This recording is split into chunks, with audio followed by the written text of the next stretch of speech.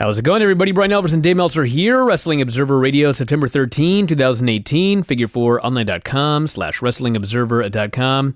No Observer out tonight. What's the schedule, Dave? It'll be out tomorrow. Tomorrow. Yeah. I'm in easily good shape for it to be done by tomorrow. So yeah, no problem. All right, well, there you go. Yep. Well, let's start out with some news here today. Want to offer our congratulations to Ric Flair, who did not get married today. No, it was a commitment ceremony, but it was not an actual wedding, as has been reported everywhere, including with us. But no, but yeah, he had a ceremony with Wendy, Barlow, and invited some people. There were some people from WWE came and everything like that. Undertaker was there, Fit Finlay, exchanged. Ziggler walked Wendy down the aisle. Mm-hmm. Oh, I didn't know that. Yeah. Oh, that's interesting. Yeah, so there was something. It was there. That's not too much else about it, but yeah.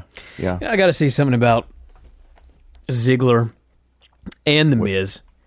So Ziggler and The Miz? I know you haven't been watching like a lot of Miz and Mrs. I think you watched what, one? No, I mean they replayed a lot of them after SmackDown. Sure. And after, well, it aired after SmackDown. No, when they would replay it after Raw, which was most weeks. I would eat dinner and watch it. So I probably saw, it's only a half-hour show, so I probably saw 20 minutes of it, many weeks. I don't know, what was it, 5 episodes or 6? I think it was 5 or 6. But anyway, the point of this is... Yeah, so I probably saw some of every one of them, actually. We have watched Miz since the very beginning, since... Ohio Valley Wrestling. Yeah, before the beginning. That's right. I saw Miz before the beginning. I saw him on Real World. But I'm talking his wrestling career. We've watched him since the beginning of his wrestling career. I saw him on, what was it called? Tough Enough, right? Yes. Tough Enough with Pewter and... yes. And who was the other guy that was Daniel Rodimer? Wasn't there one other guy that was on that season that made it? I forget now. Well, the point of this is, we've watched him since the beginning of his wrestling career. We have said 9 million times, like, he's the worst babyface of all time. Like, he just cannot be a babyface. He's annoying. I know what you mean. I think he could be now. That's my point. On Miz and Mrs., this guy is the biggest babyface in the world. Yeah. It's astounding. Yeah. And the same thing, every time Dolph Ziggler appears on this show, on Miz and Mrs., he comes off as such a likable guy. And it's just astounding because... they cannot write a babyface on Raw and Smackdown to save their lives. No, I agree with that. And this Miz and Mrs. has managed to get over Miz and Dolph Ziggler, two guys I thought it'd be impossible to get over as babyfaces. But they've done it. Huge babyfaces. I don't sense watching Raw that Ziggler's any kind of a babyface at all. Well, he's not supposed to be a babyface. Either is Miz. Miz, yes. Miz, there's sort of, he's trying to play heel. You know what? So Miz, when I watch Miz, I feel like it's a guy playing bad guy wrestler as opposed to a bad guy. And Ziggler is just kind of like a guy who's kind of like a secondary heel who's a pretty good wrestler. I don't say anything. Yeah, he's pretty good, but I don't feel like, I never feel watching Ziggler that he's main event heel or anything like that. But Miz, and Miz I don't either.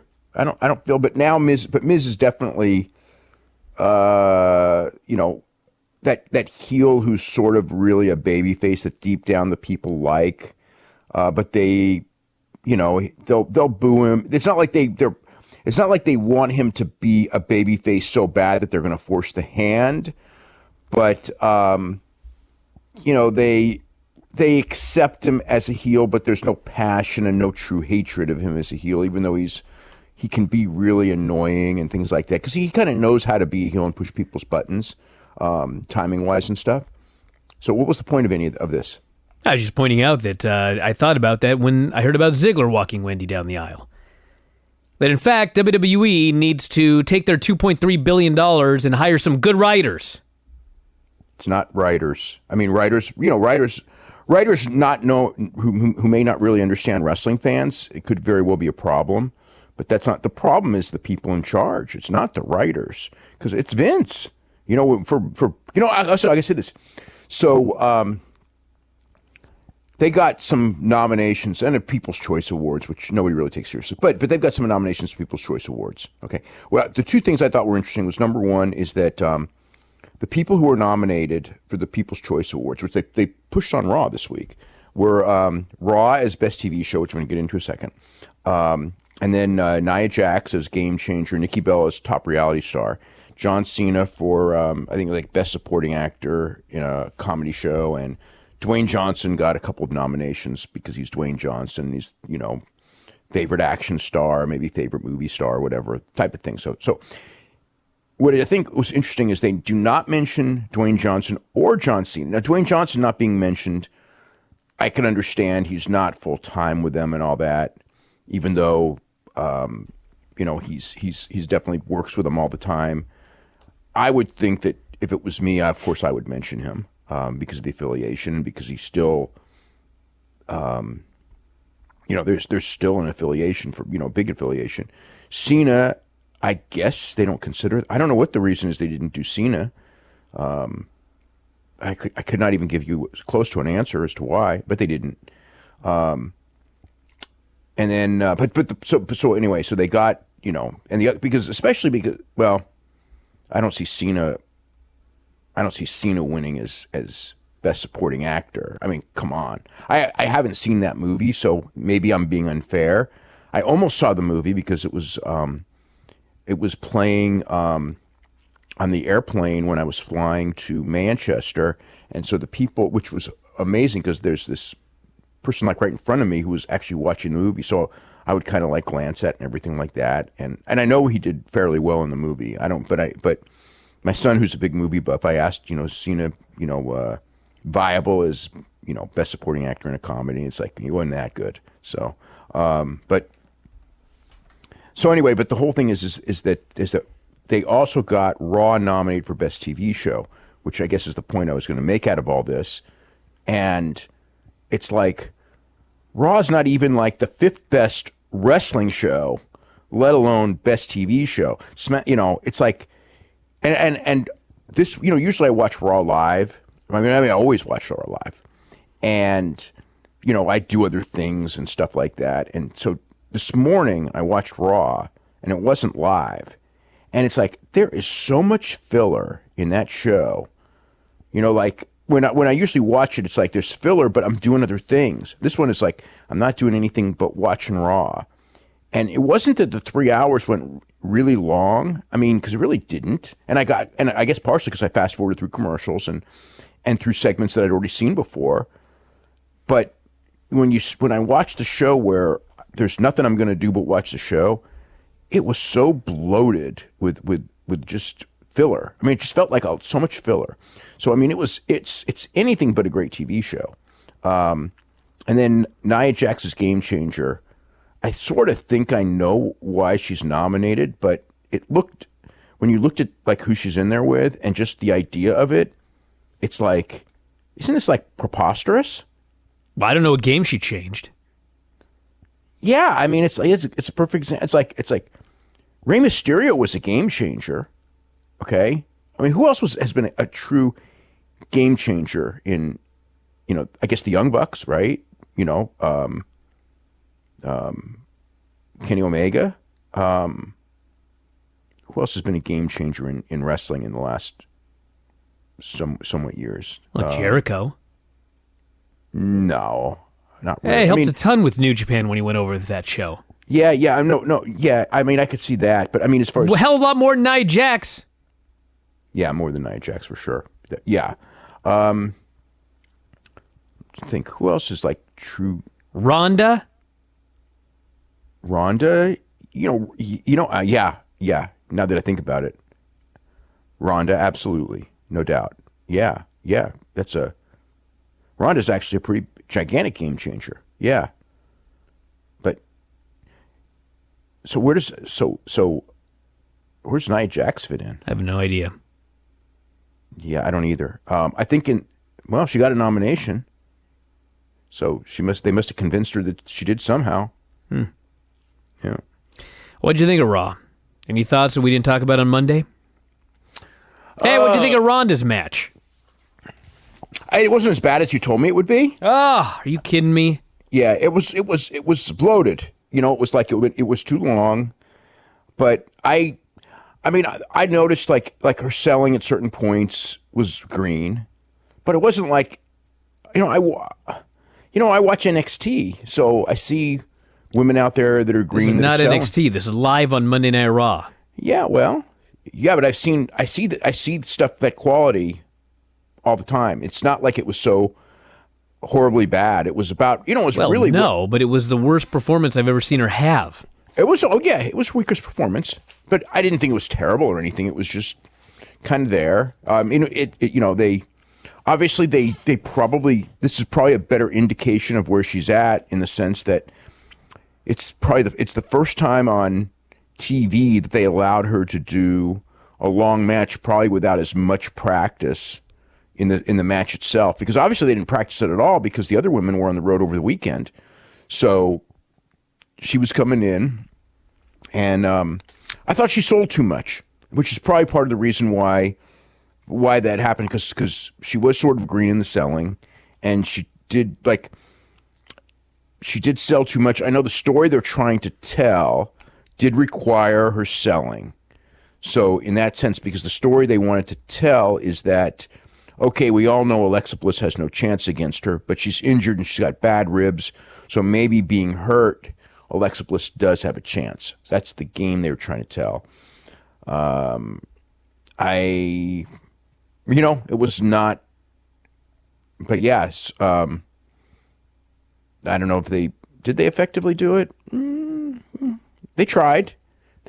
But yeah, I mean, as watching that match went, when she made the hot tag and then she sold for a long time, even knowing where they were going with that, it just felt that the Ronda Rousey character, you know what it felt like to me is that the Ronda Rousey character should not be booked like any other women in the company. And it felt like they were doing, this is what a babyface does. We have to teach her. Kind of like when they tried to redo Bill Goldberg years and years ago, or other people, that are different, that they try to teach their system to, and everyone has to do their system. Can you imagine if they had like Minoru Suzuki? Think about that. Because Ronda's probably like she's obviously not the worker and never will be that Suzuki is, but as a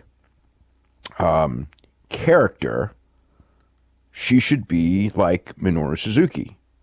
She should be the monster who's not just necessarily large, but the monster. I mean, Minoru Suzuki is the perfect MMA fighter goes into pro wrestling, right? Like whenever an MMA fighter goes into pro wrestling and they talk to me, I always tell them the same thing.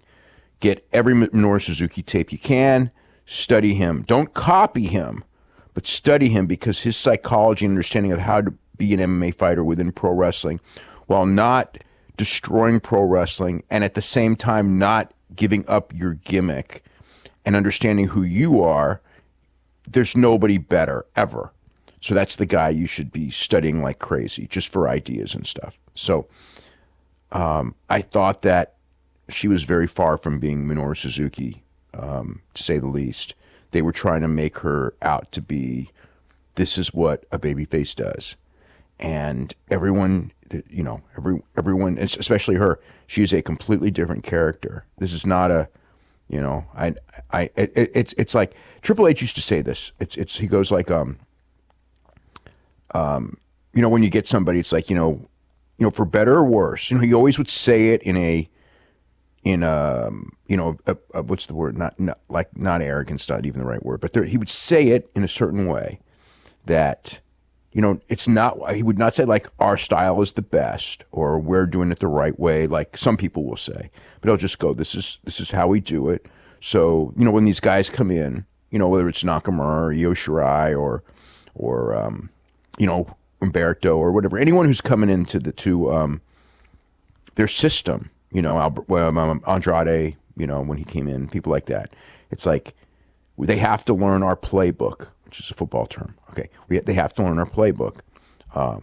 But if you're like it's like so. I feel like sometimes if you're an NFL team and you have a coach and your playbook is all about grinding it out, running, like running plays and running your running backs into the ground. And then you somehow maybe get the first round draft choice, or you get a trade or something, and you get the greatest quarterback of all time, and you have him.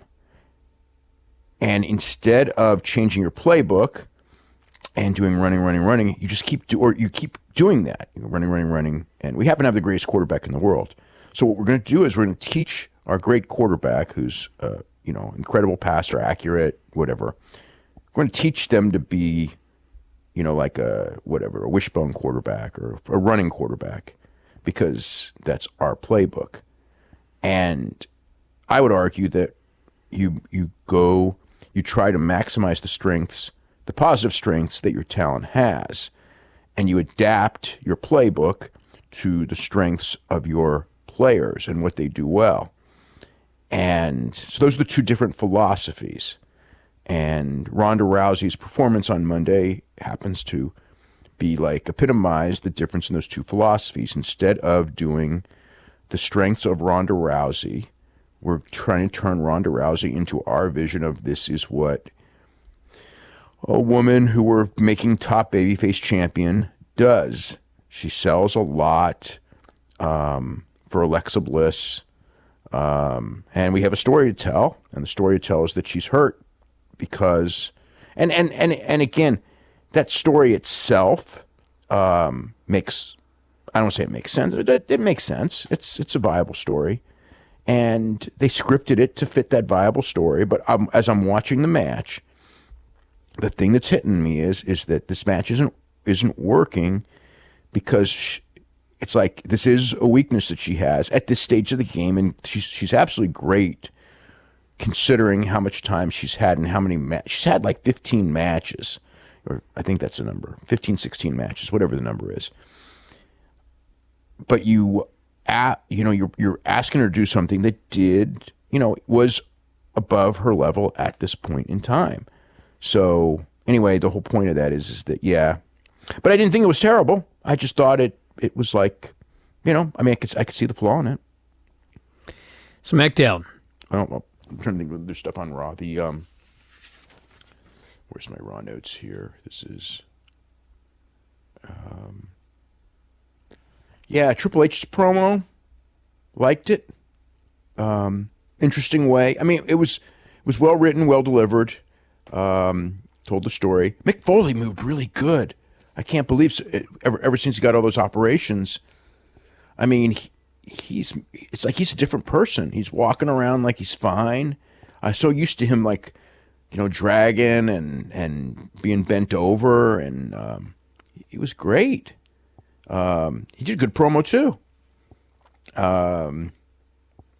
So the whole arrest thing that Baron Corbin did with the Shield, okay? He was going to have them all arrested for something. I didn't get that. Baron Corbin was going to get arrested for falsifying a police report. I didn't get that. Then the Shield all come back, and none of them are arrested. I didn't get that. I'm just like watching, going like, I'm not getting nothing. Like, they're doing all this stuff. Yeah, it's a terrible story. Well, it's terrible storyline consistency. So the idea, apparently, is that Ambrose and Rollins, when they came back, were not the Shield. Which, I mean, I guess in some weird way, that's what they were trying to do, okay? So Baron Corbin gives him a title shot to avoid being arrested for falsifying a police report.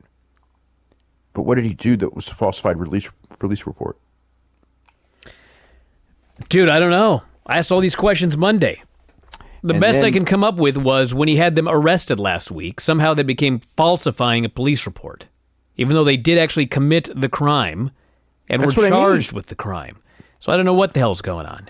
Okay, and then Roman comes back after being told that if he comes back, he's getting stripped of the title.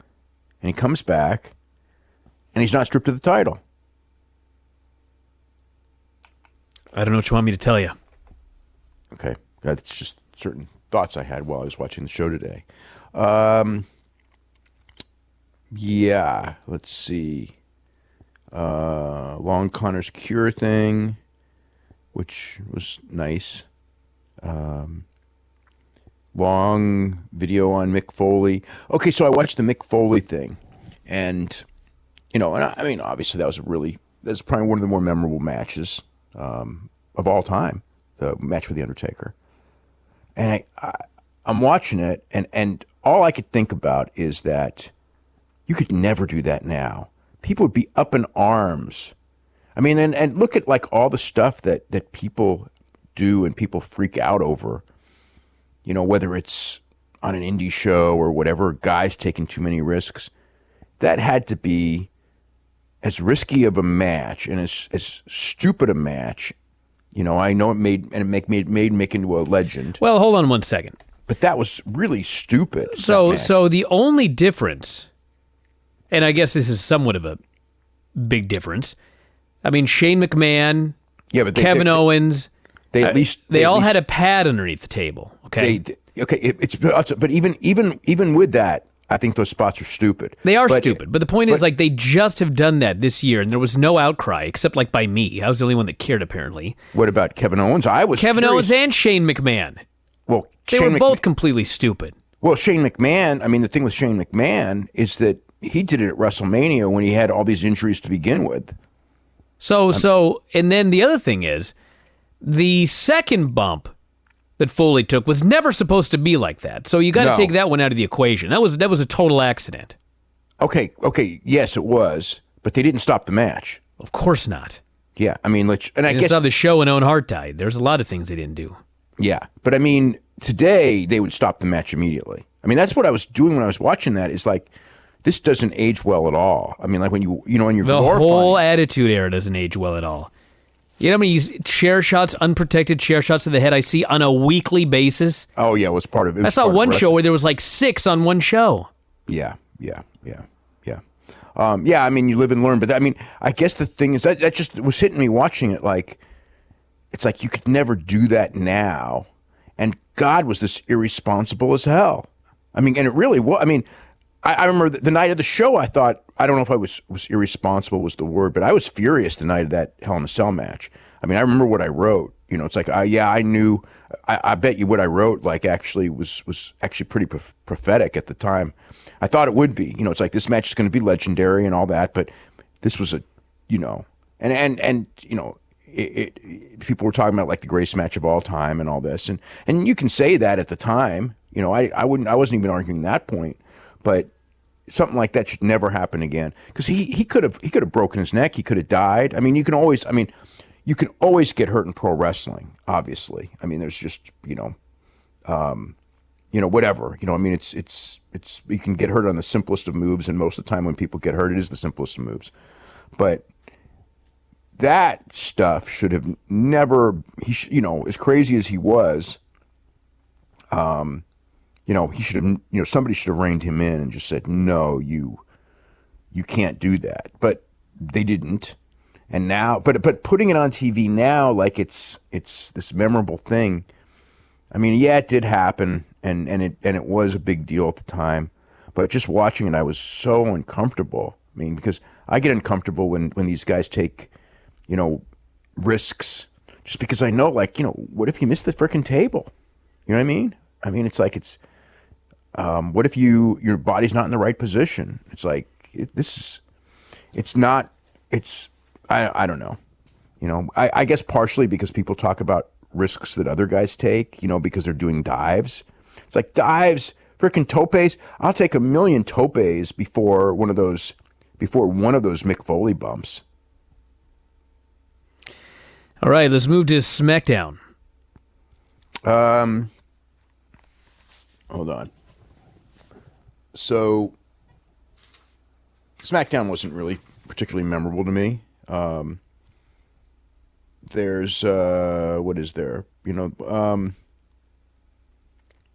Nakamura and Jeff Hardy was a long average match with a DQ finish, trying to build up the Orton and Jeff Hardy match. What else did we have? Charlotte and Sonya Deville, which was a match, not particularly special in any way, shape, or form. Sheamus Sorrow wins Rusev and Aiden English. What are they doing with Becky? All I know is that she won that over. She did the fan gimmick out of the stands, attacked Charlotte, and it was an angle to build the match. I mean, it wasn't really kind of a babyface-ish thing. People didn't cheer her, though. I mean, like, they did a wasn't that little. babyface-ish. I mean, Charlotte just faced a heel that people don't really care about, so of course she got cheered. And then she's signing pictures for little kids when Becky attacks her. Yeah, it was an attack. But yeah, I guess it was meant to be a heel attack. People didn't boo her at all. They didn't cheer her. They were just quiet. It's kind of like, I guess the idea that she was going to be this super over babyface because they botched the heel turn. That's not the case. But she's not a super over heel. She's just there. She got a good promo, but yeah, it just felt like the people. I guess it felt more like the people were, because it's like that type of angle is one of those angles because it's kind of like you sort of don't see it coming thing. I always like those angles if you don't overdo them, and they haven't overdone them. So when I saw it, I thought this is pretty cool, and the people just they just really know how to react to her anymore. They don't dislike her, but they've gotten away where they just think, oh, this is the coolest thing. Let's, we hate Charlotte and we're going to go for the underdog and all that. That wasn't there at all in this crowd. It was a little bit of a pop at first for the surprise. I mean, when they did pop a little bit. Then she's beating her down. It's like I was just surprised that they weren't like way behind her like they were a couple weeks ago. So I guess the playing heel's working. It's working to make people not. I mean, hell, last week was the perfect example. I mean, last week that was it. That was it last week when you saw that. Well, you didn't see it, but if you watch 205 Live. Because the whole thing is right before 205 Live, they announced that, after 205 Live, we're going to have Charlotte, Becky Lynch, and Carmella for the championship. And I have never, people left. They left. This was not a big match. So this week they announced it was going to be Daniel Bryan and Miz, and some people left. But God, there was, out of whatever, I think it was 4,700 people in Lafayette. When I watched 205 Live, it certainly looked like there was 3,500 to 4,000 still left in the building, and the week before it was like from 6 to maybe 1,500. I've never seen anything like it. Maybe 1,500, maybe a lot less. So at least people wanted to stay. Although, God, was Daniel Bryan just a guy on that show cheerleading his wife? I mean, man. Yeah, but the angle at the end was hot. They were into the angle at the end. Oh, yeah. No, I'm just saying that, like, when you talk about the whole Daniel Bryan booking since WrestleMania, that actually should go down as like promotional malpractice. As over as he was when he first made the comeback to where he is now, where he's still popular and they'll chant, but it's like he's just a guy. I mean, even guys in the company, bring it up. I mean, on the road, he's more than just a guy. But they just go like, yeah, it's like you watch the TV, he's just a guy on the roster, and he should be so much more than that.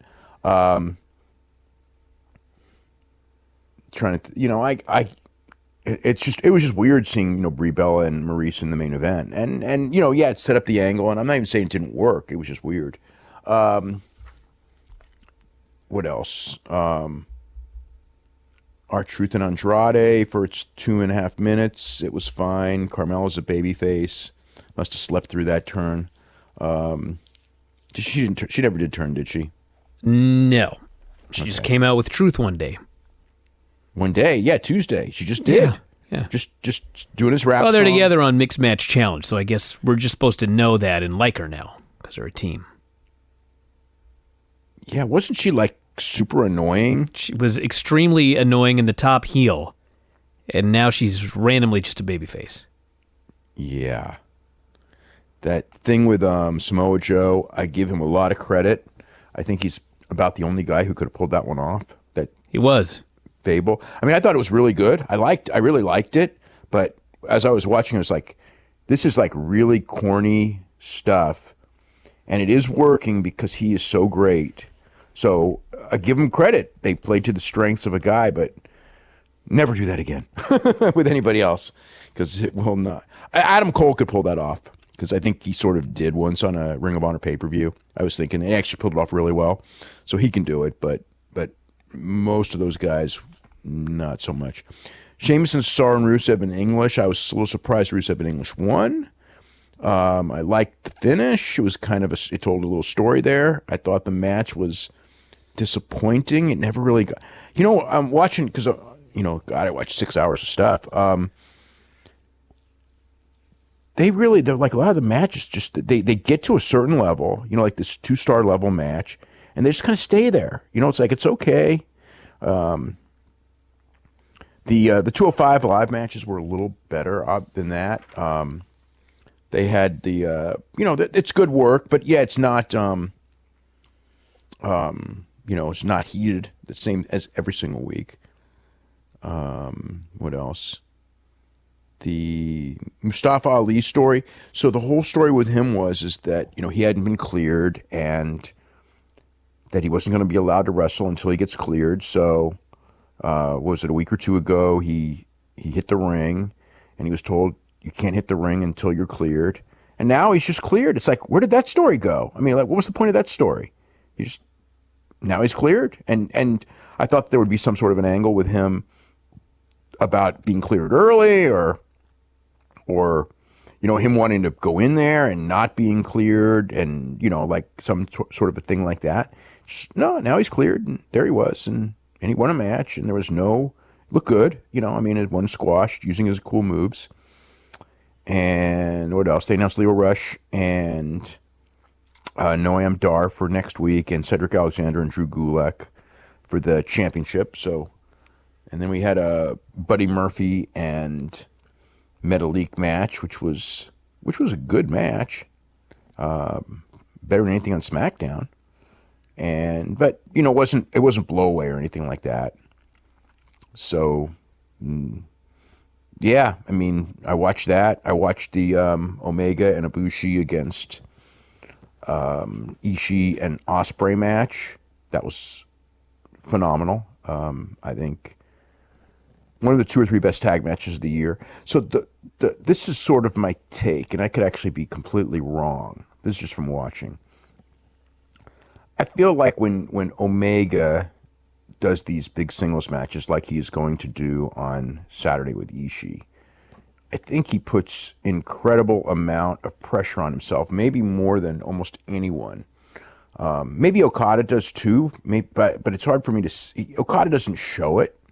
It's like Okada's fantastic, but when I watch him, it's like I feel like Okada is just naturally fantastic and puts incredible amount of thought into his matches very clearly, because these are not basic matches; they're very intricate matches.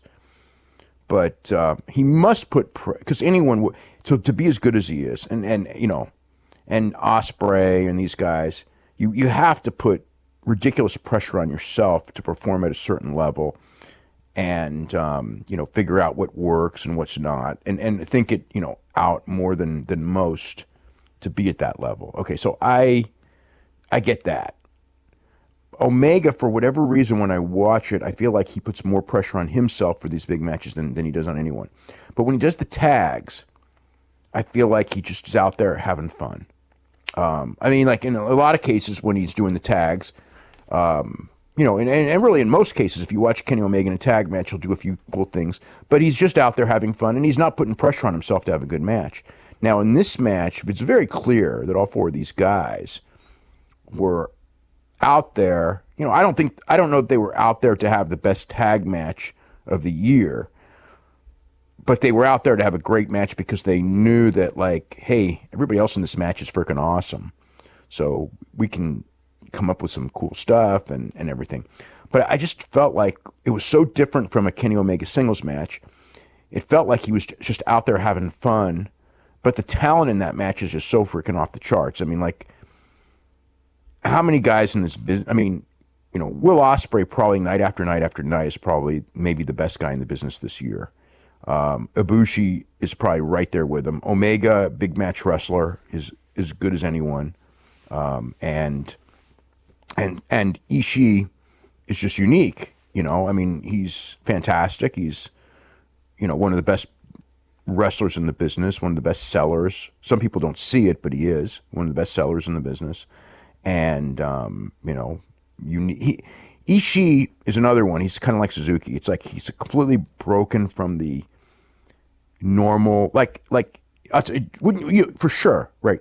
If Ishii came to WWE, like there's some guys you go for, like if Kenny Omega comes to WWE, it's like he may be botched. I mean, if you go like, I bet he'll be botched. It's like, I can't argue with you. He may, okay? But he may not. He may, you know, like he may be just like AJ Styles, maybe even better. You know, he's got the talent. He's got a unique interview ability if they don't try to change that. He's very charismatic. Ishii, if he came to WWE, there is 0% chance that he would make it. 0%. Because they would, you know, who knows how they would portray him, for one. By the way, how about that Asuka segment? That's another. Oh my God. That's another thing. I mean, I'm just watching this go. Hideous. I don't. What was the point of that? I have no idea. I didn't even get it. It's like It's like, are they like on a different planet or something doing this stuff? Or I mean, I know I'm not so out of touch to where that Asuka segment was good. You know what I mean? There's not. You know, it's like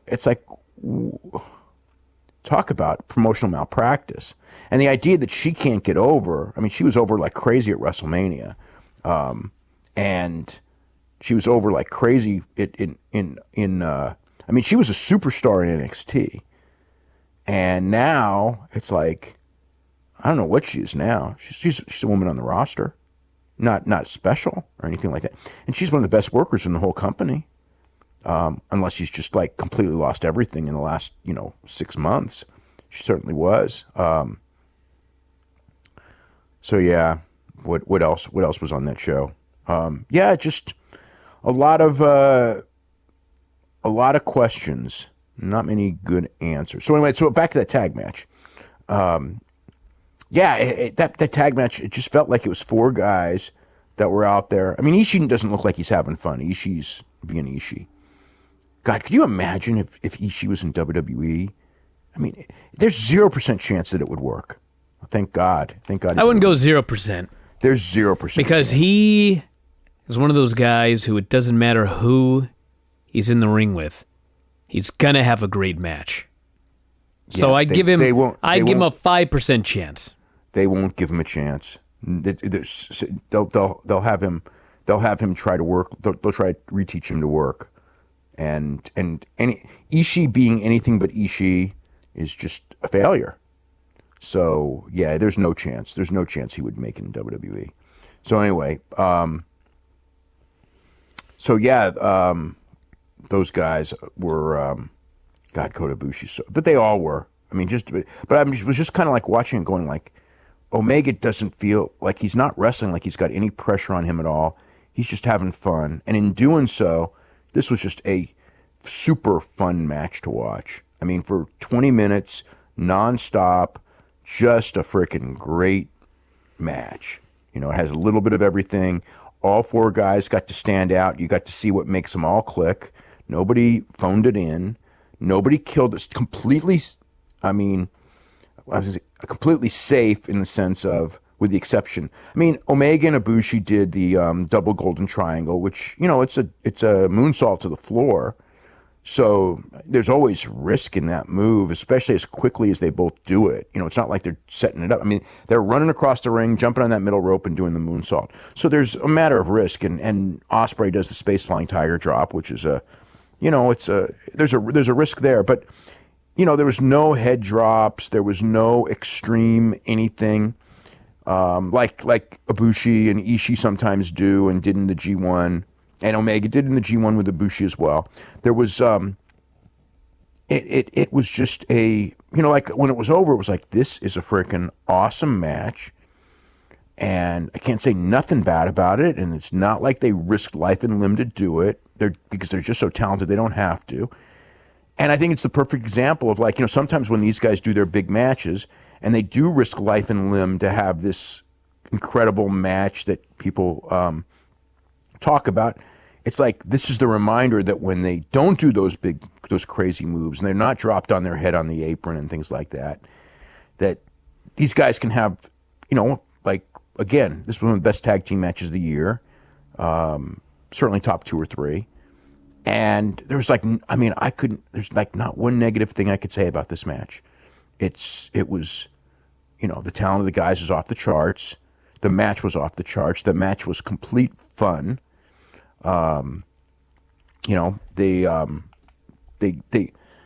idea of the match was to help get the Omega Ishii championship match over, and it did.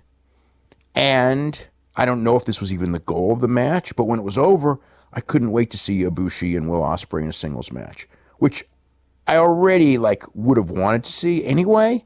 But when watching them and it was over, it was like, I can't wait to see that match, because those guys, the stuff that they teased, the way those two guys work together it's like this idea that they could have like one of the most blow-away matches of anyone, because Will's having these fantastic matches anyway, all the time, constantly. And granted, in some cases, he's taken a lot of unnecessary risks, but he doesn't have to take any unnecessary risks against Ibushi and who's better than pretty much anyone he's worked with this year, or as good. I mean, there's a couple of guys, that are good in different ways. There's no one better than Ibushi that he's worked with. But I think that for a guy who would go in there, it's just like they could just go out there and do a basic match, and it will just be fantastic. So I hope that we get that between now and the end of the year. If I was booking and they're going to do the, if they're going to do, but God, that would be October 8th, I guess, if they're going to do Omega and Ibushi. If that is the match, that doesn't leave a lot of time, because I think most of these cards are booked. But I would love for them, I think it would be great booking to do an Ibushi Will Ospreay match before Omega and Ibushi, to give, to give Ibushi just a big win in a fantastic match leading to his championship match. It's there for the taking, and they can't do it in Long Beach because Ospreay's already wrestling Marty Scurll in Long Beach. And they can't do it on this tour because this tour's pretty much been, laid out. All the matches are already laid out. So maybe if it's October 8th is the Omega Ibushi, then there's no time to do it. But maybe this tag match was it. But yeah, that was kind of like what I came out of that match. But yeah, you should see it. It's just like the perfect pro wrestling tag team match between 4, of the best guys in the business that were just out there, not putting pressure on themselves to deliver this incredible match. They just did it. What do we got coming up for this weekend? New Japan, UFC, etc. There's a million things, yeah. UFC's in Moscow. It's Mark Hunt against Alexei Olenek, which is, I guess, I don't know. I haven't looked it up, but it could be the oldest main event because Mark Hunt's 44 and Olenek's 41. It's a show. A lot of guys on the show that nobody knows. So it's one of those shows. It's on Fight Pass. It's a Saturday morning show. Starts 7:30 a.m. our time. So that's good. As far as I'm concerned, it's not business. Well, it's a Fight Pass show. It doesn't really matter when it airs. But I love those shows from Europe. You wake up, you watch the show, and you got the rest of the day to to go to the movies or whatever. I don't like those when it's Saturday night and it's from 3 to 10 our time, and it's even worse because that's 6 to 1 a.m. on the East Coast. That just ruins your whole night. I don't say ruins. That's probably not the right word because 7 out of 10 times the show's actually good, but it takes away. It limits what you can do on a Saturday night, and this one obviously doesn't do that. So I love those early shows. Plus, I love the European commentary team. I don't know if Dan Hardy's going to do it, but Dan Hardy, I just enjoy his commentary. His color very, very much. So, but as far as just a bunch of unknowns, but those guys are the Gooden and Hardy team, if that's who it is, are very good at explaining who these unknown guys are, and I always enjoy those shows. New Japan has 2 shows. They have a Saturday and a Monday this week, right? Yeah, Saturday and Monday. So the Saturday has the Omega Ishii match, which will probably be fantastic, and pretty much, not, the cards aren't really deep. It's pretty much like, let me just get, so it's, the rest is pretty much, is it all tags? It's, Liger, Tiger Mask, Kushida, Rocky Romero Show and Yo, which is, decent opener. Toa Henare against Fale. Hopefully they get to go more than a minute like they did last time they wrestled. Elgin and Ayato Yoshino against Lance Archer, Dave Boy Smith Jr. It's Yoshino. Ayato Yoshino is a guy who's actually looked pretty good of late. Beretta and Chucky T and Will Ospreay against Ibushi. Yujiro Takahashi and Chase Owens will be a fine match. Tamatonga Tangaloa and Ishimori against 6-man titles against Juice Robinson, David Finlay, and Taguchi, which probably will be a nice match. Goto, Toru Yano, and Geto against Iizuka, Taichi, and Kanemaru. It'll be a match. Maybe even hideous. Naito, Evil, Bushi, Sonata versus Suzuki, Sabre, Desperado, and Taka Michinoku will be exactly what you expect of a match. Then Tanahashi, Makabe, and Honma against Okada, Jay White, and Yoshihashi, which should be good. The key there is building the Tanahashi-Okada singles match, which is next week. And then the Beppu show is Tenzan Kojima, Yota Tsuji against Nagata, Nakanishi, and Uemura. And the young guys will probably make that match. Those young guys are very good. Finlay and Ren Narita against Hanari and Shota Umino will probably be really good. Shota Umino is great. So is Ren Narita. Finlay will get into it. It's 4 young guys. I mean, they're going to be limited on time. It won't be, but I think they'll probably have a great match. Just Iizuka and Yoshida could suck. Liger, Tiger Mask, Kushida, and Taguchi against Ospreay, Rocky, Show, and Yo. Will be fun for what it is. Beretta and Chucky T against Archer and Smith is okay. It could be good. Evil, Sonata, and Bushi against Zack, Sabre, Kanemaru, and Desperado, probably okay. Tanahashi, Makabe, Honma, and Robinson against Okada, Jay White, Toriano, and Yoshihashi. Again, building Okada and Tanahashi. Goto against Taichi for the Never title. Doesn't thrill me. And Naito Suzuki, which, as I recall, the last Naito Suzuki match I thought was a big disappointment. So maybe they'll be able to atone for it. I mean, on paper, Naito Suzuki looks like, no title at stake, looks like a good main event. So that is, as far as like a big show, it's kind of, it's weak as a big show. I mean, it's a lot of tags, and they're normal tags. I mean, they, none of them like stand out like they're must see or anything like that, or go out of your way to see.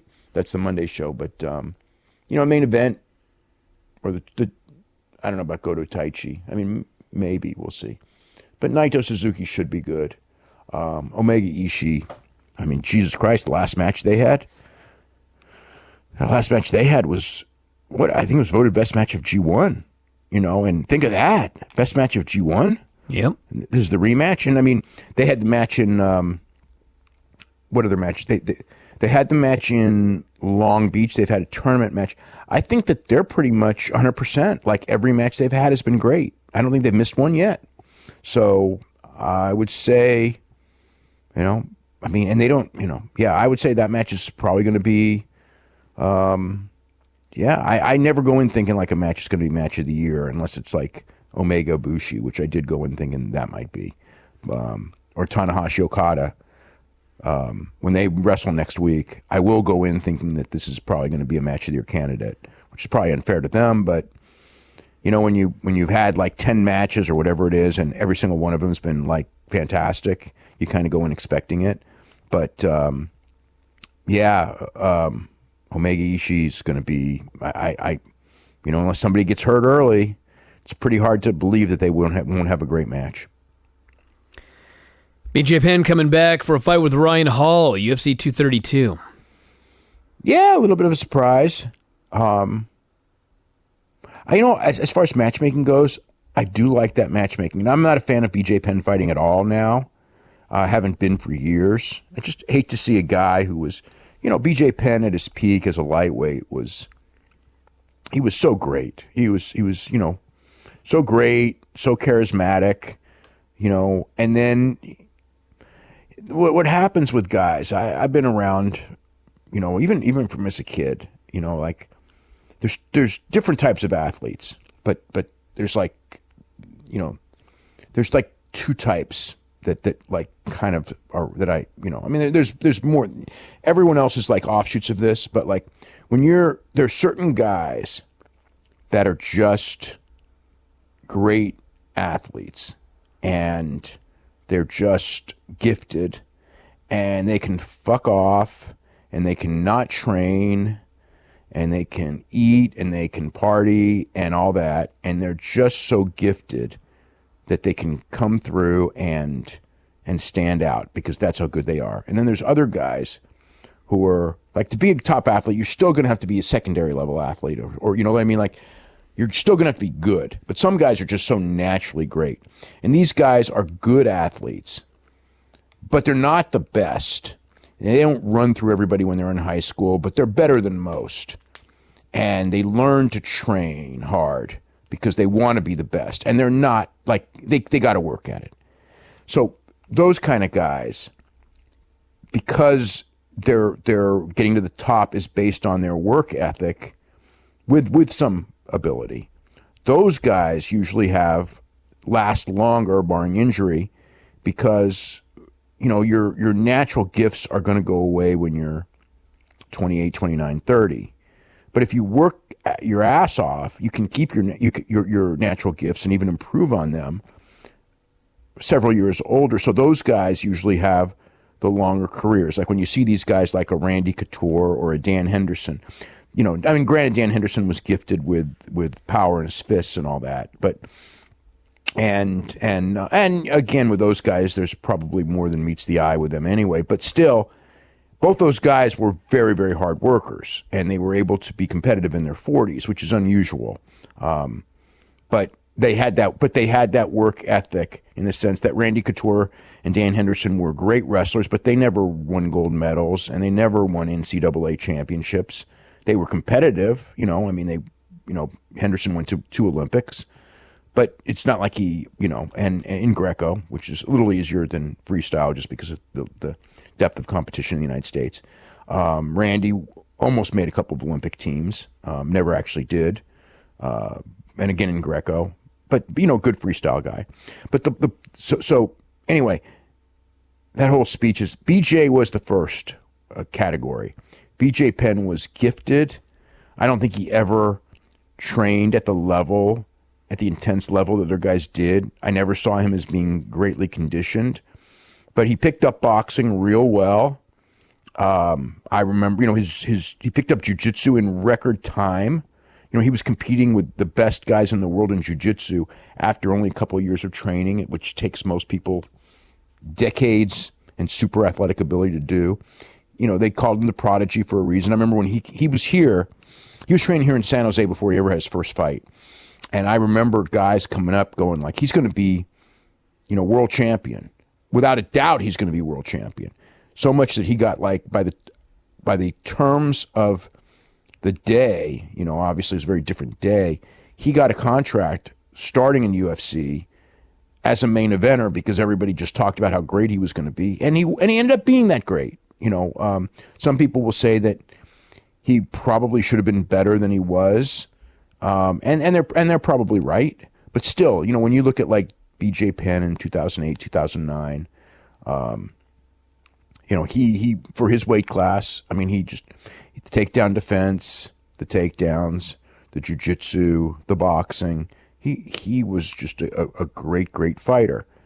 But his skills declined. And, if you ever watched the countdown for the George St. Pierre BJ Penn fight, I thought it was one of the greatest countdown things they ever did. And it was one of the, it was the first time small guys, 170 and under, drew giant numbers that show, because it was, it was so well. But the whole thing was George St. Pierre's out there in the snow in Montreal, going place to place, training his ass off, and BJ's in Hawaii, hanging out with his friends and training by holding your breath and running underwater, holding your breath, which I don't know how that relates to fight training. And then he would just there was the times where he was like goofing off in training, and come fight day, George destroyed BJ Penn in the fight. But it's the thing. Now BJ's 39. He hasn't won a fight in 8 years. 8 years. So after he was 31, he was pretty much done.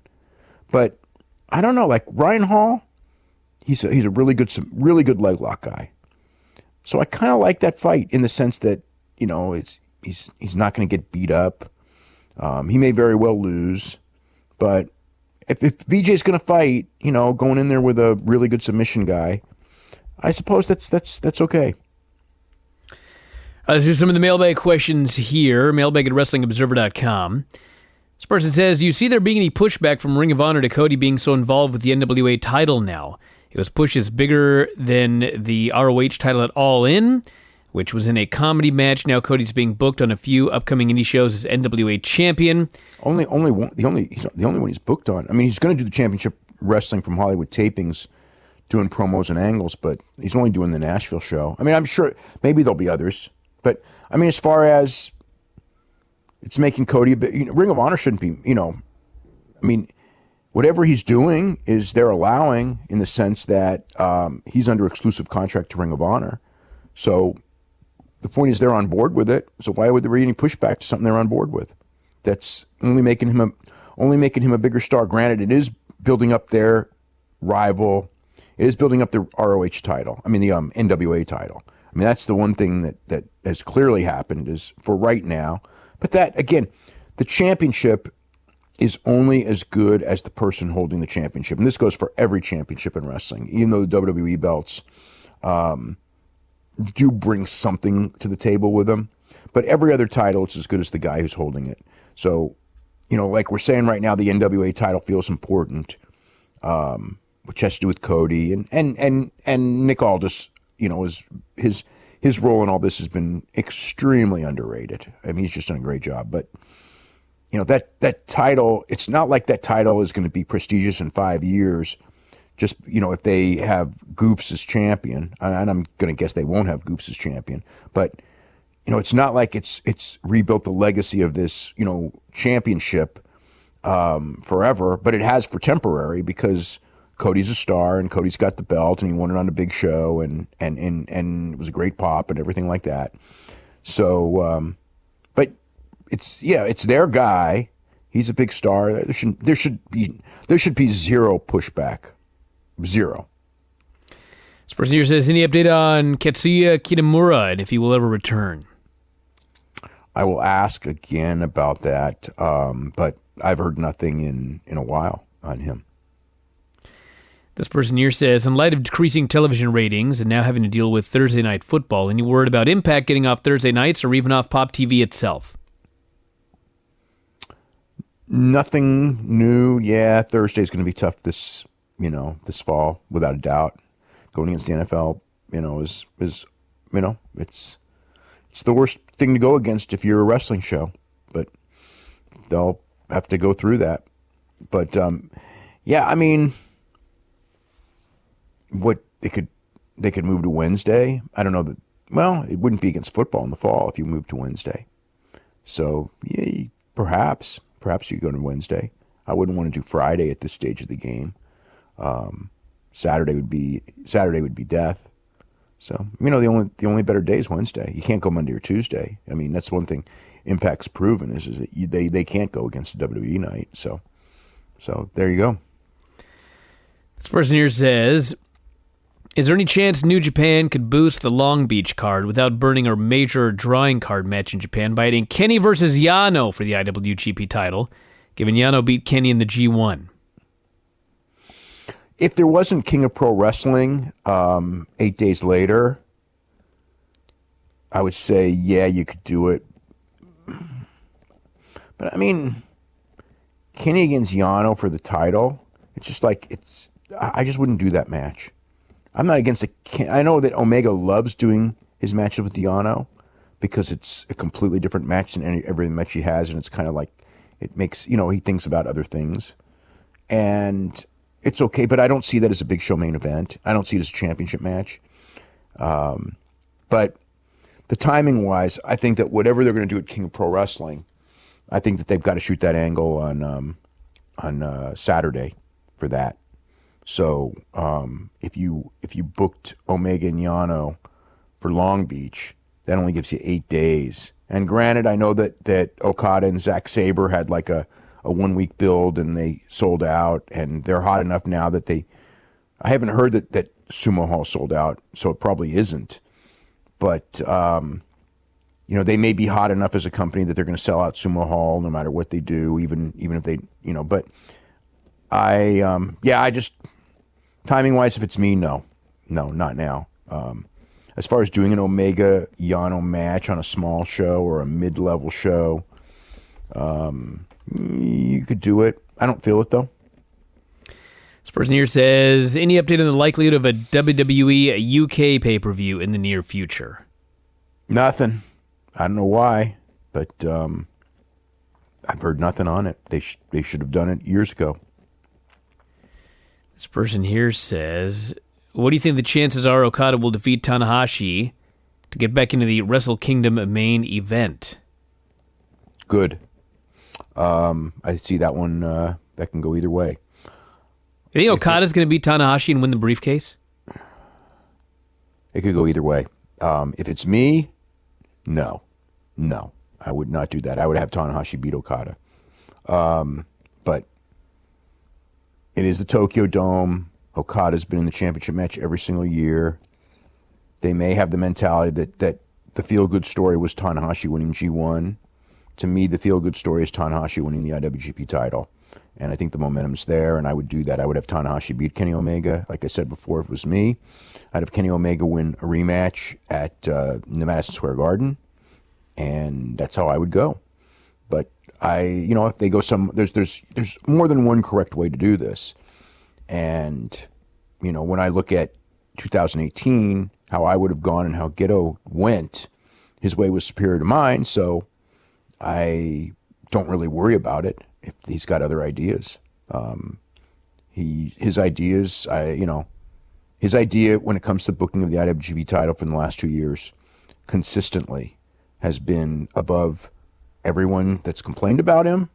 It's been, and granted, he's, when you got people that he's got to plug into these matches, it makes you look good for sure. But as far as like his job of booking the championship, I mean, it's the best job anyone's. When's the last time someone's booked a championship as well as this? I mean, I've seen, even when you talk about like the Kobashi reign or Ric Flair reign, when he was champion, or who's had like really super title reigns in the last 50 years, Dory Funk Jr. reign, whatever. I can't say that any of them were booked better. There was time and there were reasons that they were great reigns.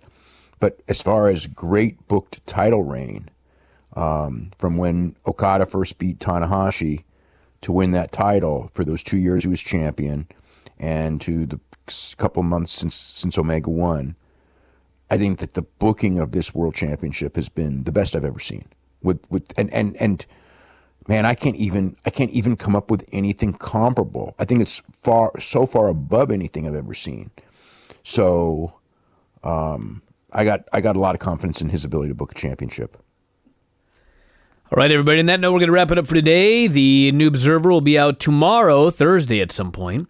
So you can look forward to that. We got a lot of great shows up, all sorts of great stories on the front page. We didn't talk ratings. Oh, the Raw ratings. Well, we got Raw and Smackdown ratings. Raw going against football did. I can't say like it did better than I expected. I'd consider it a good number. It was a good number. SmackDown was down a little bit, down 4% from last week, as far as audience. So it's not against football, but since Raw was down, the one thing with SmackDown is that guys were way down, but women were up. And this stat, it was 43% male in teenagers. I have never seen a demo where the males, it's very rare, very, very rare, it's under 50%. Sometimes on SmackDown, it is slightly under 50% males, which is unheard of for professional wrestling. I don't know if that's good or bad. I mean, it's I guess if you're, considering the overall teenage numbers, what that tells you is that interest among teenage boys is very, very low by historical levels, which I don't think is a good thing, because I sort of think that that's kind of like the demo you really want strong, and it's not. But interest in teenage girls, whether it's, and it's funny because it's more SmackDown, which is not the show Ronda Rousey's on. But obviously I believe Total Divas and the greater emphasis on women have increased the female. Over the last couple of years, the male audience for Raw and SmackDown has dropped greatly, while the female audience has usually stayed steady, not really grown, but not dropped. But with teenagers, it's probably grown with girls compared to historical levels, while boys are way, way down. I don't know. Again, is that good or bad? I mean, I don't consider it good. It is what it is, but it's just something notable. On Raw, it was 50-50 with teenagers, which again is for Raw, that's also an unheard of number. So I guess the story of the week this week, but again, and with 18 to 49 males, Raw was normal. So like to go in there and say, well, it's because of football. A lot of the guys that would watch wrestling are watching football on Monday. That would be the knee-jerk answer, but that wasn't the case in 18 to 49. It was the case in teenagers, but on Tuesday, there was no football, and it was even more exaggerated. So there is a trend going on with wrestling viewing among teenagers that teenage boys, it's way, way down, and teenagers overall don't look so down because women are probably up a lot. So is that good for the long term? My gut is telling me no, it's not good, but it's just something that's changed. That is actually pretty notable. Again, it's been patterned. That has been a pattern for some time, but this week was way more exaggerated of that pattern than any other week. I mean, the teenage girl, 50-50 on Raw, I don't remember that ever happening. SmackDown, it has happened, but it was only it was 43%. So 43-57, that's just ridiculously unheard of. I mean, it used to be, for decades, it was 70-30, 70% guys, 30% women. Then it got to where, you'd get some 60, in the last couple of years has been some closer to 60-40. So it's still going in that direction. So this vision concept of wrestling is not working with young guys, and I guess is working a little better with women, but all in all, it's still a decline. So if you're going like, well, if more girls come in and guys, if you stick steady with the guys and you're adding all these new women viewers, that's a good thing. But that is not, and I'm sure that they're trying to convince themselves, the guys are watching on, YouTube or something like that. But I don't know. I don't believe that to be the case. And again, the YouTube numbers are so many out of the country anyway that it's like completely misleading. When you add up the YouTube numbers, and it's like, yeah, but they're in India, so and heavily in India, so that doesn't really. That's a bullshit thing. So that's about it. Football numbers were not super Strong for week one. Actually, I think it was the weakest week one for football. But But overall, just the Monday numbers, because actually the weekend football numbers were good. I mean, overall, the first week of the NFL, a lot of people were expecting this big drop, and overall it was even, but Monday was down. So the decline of the NFL, it's week one. It's way too early to make any judgments. Wasn't there so much. And wrestling, but yeah, the Raw rating was better than I would have expected, all things considered. SmackDown number was what the number was. So there you go. All right, everybody, that's it. We will talk to you again after a while.